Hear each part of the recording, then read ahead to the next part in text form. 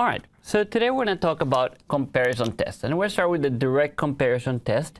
The idea is the following. Let's say you have two sequences of comparison tests for series. I should have said, I didn't say that.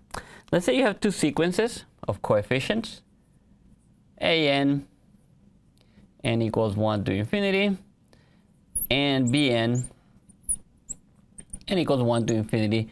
And we're going to do the following. We're going to require that all the a's be positive and all the b's be, in fact, non-negative. Let's do non-negative. And the b's be greater or equal than the an's.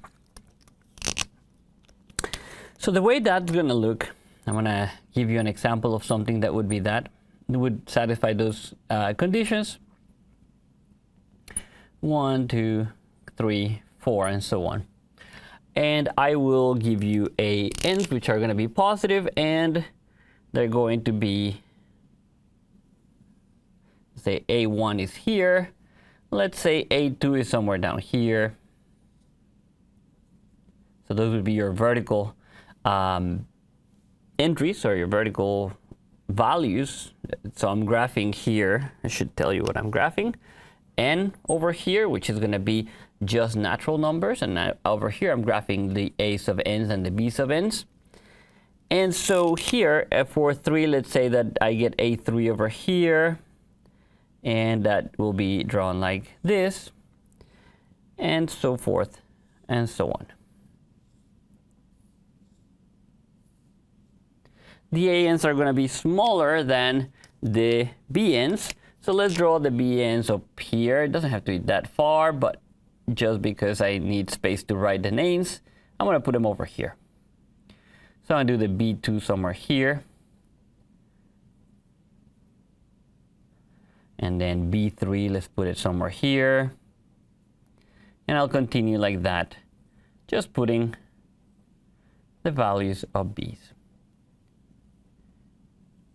And they continue like that, okay? And they go out to infinity. So I have that. This is going to be the visual for this. Now, think about what the series from n equals 1 to infinity of an, what does that represent? Well, that would represent, you see the width of this guy right here is 1 times the height, which is a1. That gives you the area of this rectangle over here. A2 times 1, which is the width of this rectangle, gives you the area of this guy. And A3 gives you that, A4, A5, A6, and so forth and so on. So this is actually representing the area of all the rectangles,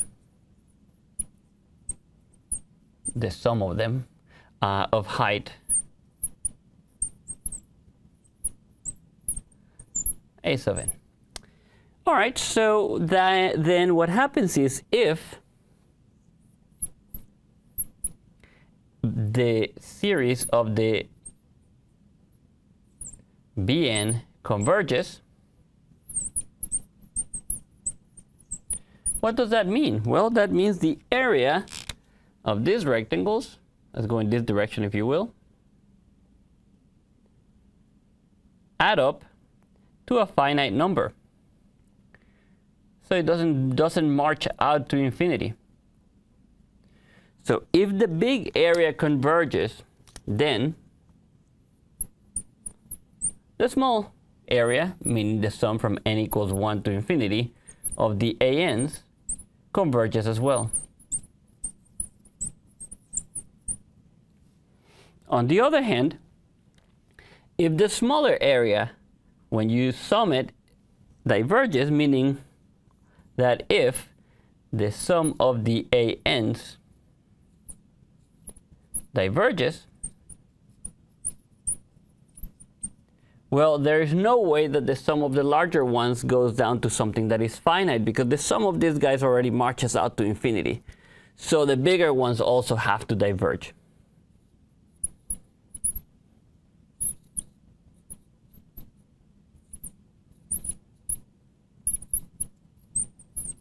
So we have that criterion, and that is the direct comparison test. And whenever you're gonna be doing comparisons, I really recommend against this test because it's a little bit harder to apply than the one we're gonna do later, but it's going to give you an idea. And if you were to be asked to compute or determine convergence or divergence specifically using the direct comparison test, then you would have to do that.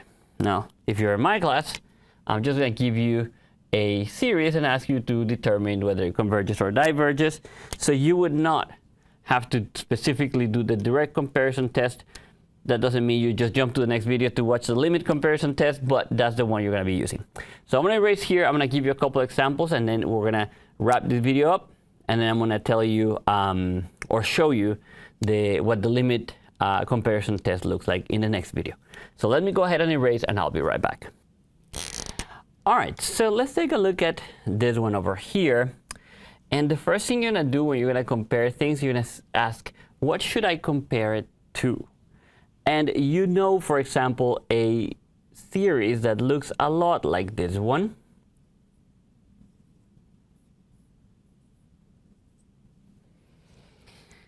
And that one, you know, by the p-series test, p is going to be 3, p is greater or equal than 1. Therefore, you know that this one converges. I'm just going to write conv, because I don't have space for converges, but that's that. We know that one converges. So our hope is that this one will be a little bit smaller than this one, each nth term. Let's take a look. So how do you compare this? Well, you look at that n cubed plus 1 is definitely going to be larger than n cubed, right? Well, you're adding 1 to it, you're making it larger for sure. Then when you take reciprocals, you remember that the reciprocals will reverse the inequality sign. But now you have that this is satisfied for all entries, or all coefficients, all summands, and each one of these summands is strictly positive. So you have the conditions that if this one converges and the coefficients are larger than this, the one we're trying to determine, the direct comparison test will tell you that the one we're testing for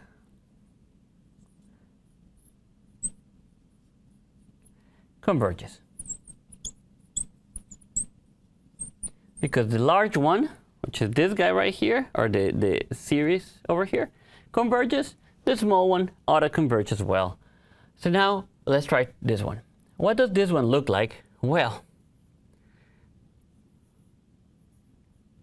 I'm gonna write it a little bit funny, but if you write it like this, which is 1 over n, right? There's no 0 there, so you can cancel everything. So 1 over n.